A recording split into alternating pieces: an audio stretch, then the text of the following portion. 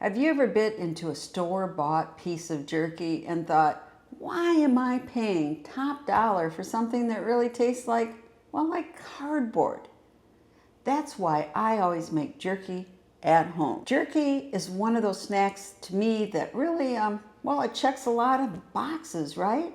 It's high protein, high carbs, super portable, and you know, preppers especially love its long shelf life because it doesn't always have to be refrigerated. So whether you just want to hit the trails, fill up your bug out bag with something nutritious, or just want a healthy snack, choose homemade jerky. The other thing I like is I know exactly what ingredients go into my jerky. There's no preservatives or anything extra in the jerky I make at home. So let's make a batch. Today I'm using this beautiful beef round roast. Our first step though is going to be to cut off the visible fat. Now you want to cut off some of this fat, just too much.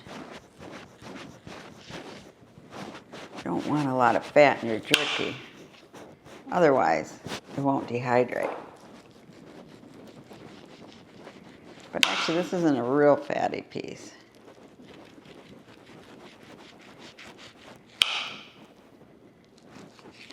So we'll be back when we have it trimmed. Because fat contains moisture and spoils faster than meat, which can lead, well, to rancid meat, an unpleasant smell, and shorter shelf life. It can also change the texture and taste of the jerky. Next up, we have to cut our jerky in slices, and it's best to have uniform slices, and that's not as easy as it sounds. Now, if you're using a knife to cut your jerky, I recommend a little bit pre-freezing your meat from 1 to 2 hours. That can make it a lot easier to cut so you can get more uniform slices. But today what I'm going to show you is a great inexpensive kitchen appliance. It's this Once for All meat slicer. Just watch. So let's try this meat slicer from Once for All. So we have our base here, which it's got important here. It says do not hold the base by hand when you're cutting. Here's where we put the meat in. And our blades. And we got brushes. Okay, so we're going to put our container for the meat in here. There we go. That's in nice and secure. We're going to want to turn this little green thing here 90 degrees. So there we go. Yep. Pretty good. Now we want to put some meat in the container. Just about right size. Okay. So this is adjustable, what size you want. There's 2 blades in here. All you do is this, put this back, and you lift up. Yeah, and that's how you get the other blade. So this way you can cut a little bit bigger, which I think is what I want for my jerky. So we got our meat in. You know what, let me do this to the side. Do it like this.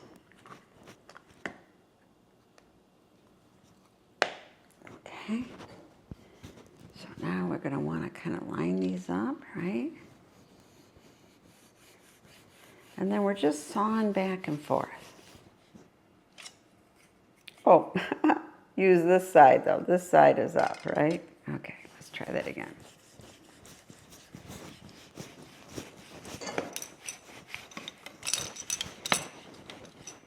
And then we just lift it up. Careful, pick up. Look at that. Oh, such nice, uniform pieces. Isn't that beautiful? Now we know, always do this side up. Line them up. And don't put your hand down here to hold it, right? It is a very sharp blade.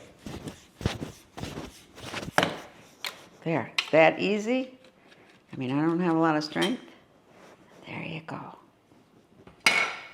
Just look at that. Huh? Pretty neat. Well, I'm going to cut up the rest of my jerky and I'll be back.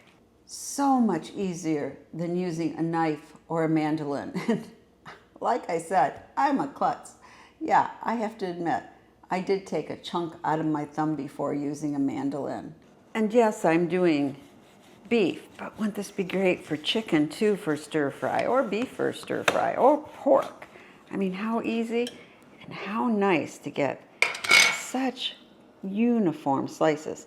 And like I said, you can slice it even thinner, which would be great for pho.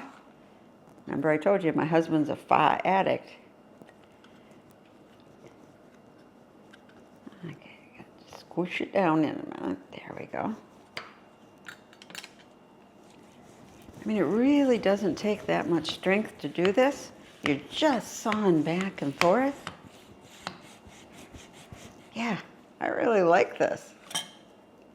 So easy to use compared to a mandolin. Now you can both pop this and the meat container in your dishwasher if you want to, but just don't leave it in for the drying cycle.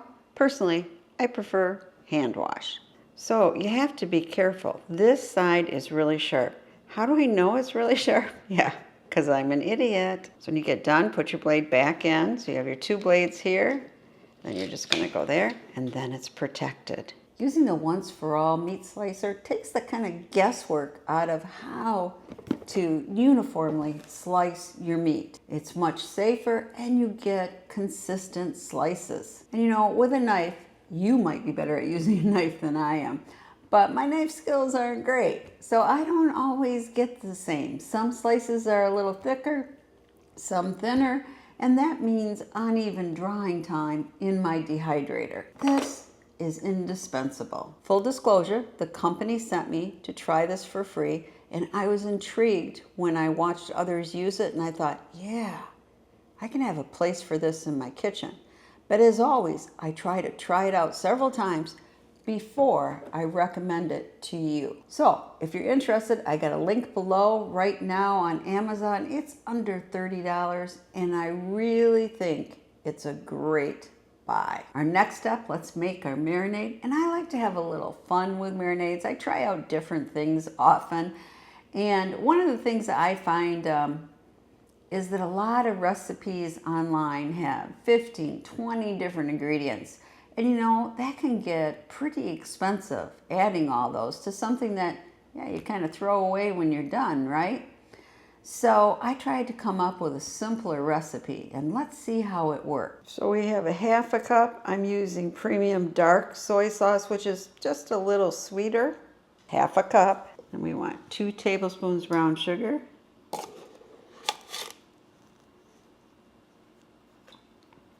we go. A half a teaspoon of onion powder. There we go. Half a teaspoon of black pepper.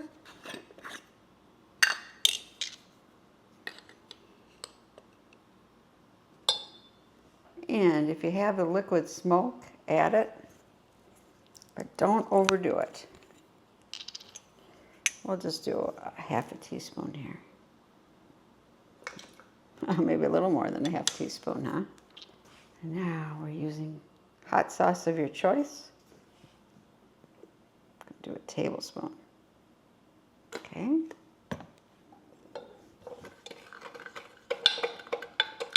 And then you're going to mix it up really well. So why did I pick these ingredients? Well, the soy sauce actually penetrates the meat, leaves a nice, slightly sweet, salty taste. I love soy in my marinade. Brown sugar adds just enough sweetness, and it slightly caramelizes. And of course, hot sauce, it brings an additional tang, and you can use whatever hot sauce you like. Maybe you prefer Red Hot or Frank's or whatever. It's completely up to you. And then my spices with the black pepper and the garlic and onion, just add a little oomph to it. So my hope is by using fewer ingredients, we'll save money and we won't compromise flavor. And then I separated my meat into 2 separate bags, so this is enough for one bag.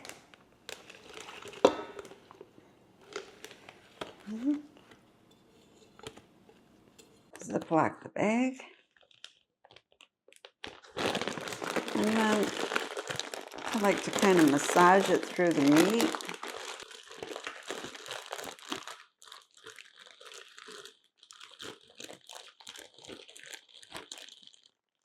Okay, that's pretty good. And now we're just going to do the same thing to the other. Now we're going to leave it in our refrigerator for 12 to 24 hours, and you can mix it up a bit every couple hours. You want that marinade on each piece. So I have marinated my meat for probably about maybe 20 hours, and now it's time to drain. We need to drain our jerky.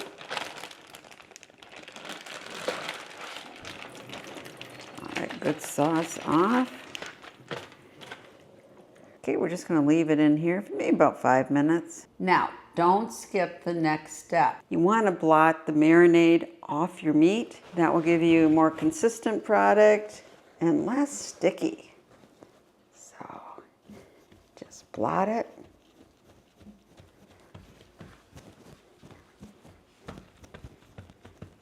Okay, and then you're going to be ready to put it on your trays.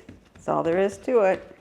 One thing I think a lot of people don't understand is not all dehydrators are equal. It really depends on how the air flows through the machine and how consistent the machine can hold the temperature. So you have to be careful what dehydrator you're using when you're dehydrating meat. So especially if you have one of those stackable dehydrators, I really recommend being safe and doing this. Just preheat your oven to 270 degrees and stick your meat slices in there for about 15 minutes. And that will kill damaging bacteria and pathogens. It's always a good idea to be safe. Now, however, I'm using my beloved Excalibur dehydrator, and it is known for keeping a consistent temperature and great airflow. But I'm still going to be safe. The first 2 hours I'm starting at 165 degrees. And then I can turn it down from there. And when you're putting your meat on your trays, try to leave space in between. You want the air to come up and be all around. So I have about 4 and, let's see, our final tray, maybe 4 1/4 of my trays filled on my Excalibur. And now we've got to get it up to temp, and I'm going to be setting it for 165 degrees for the first 2 hours, and then taking it down to 155. One of the questions I always get about making jerky is, how long do I keep it in the dehydrator? And you know what? My answer is always the same. Well, it depends. There's a lot of factors that affect it. And dehydrating in my dehydrator in my home where I live may be different than your dehydrator and where you live. And you have to look at the initial moisture content of the meat you're using. How thick did you actually make those slices? The temperature settings you're using. What are the humidity levels around you? And like I said before, your dehydrator's design and the amount of air circulation. So I can't tell you how long. Just test. I always test regularly after 4 hours. So I test every hour, or when I think it's getting near, maybe every half hour. Okay, it's been 2 hours.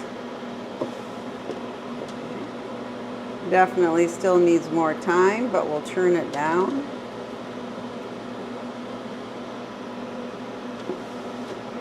Maybe to 155. I'm not going to go below that. Okay, it's been 4 hours. Nope, still not done. But getting there. We'll check it another hour. So it's been about 6 hours. I think it's basically done.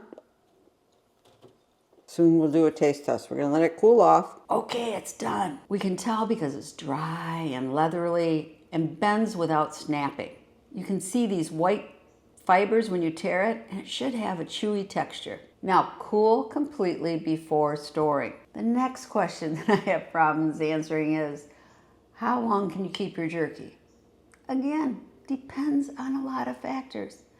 How you store it, the temperature in your storage, the amount of humidity, the weather, all kinds of things.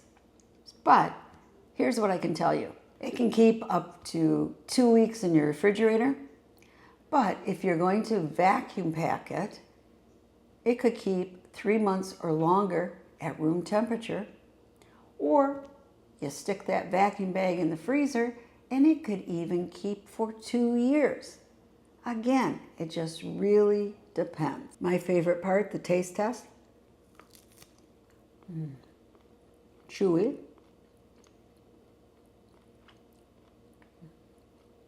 A little sweet.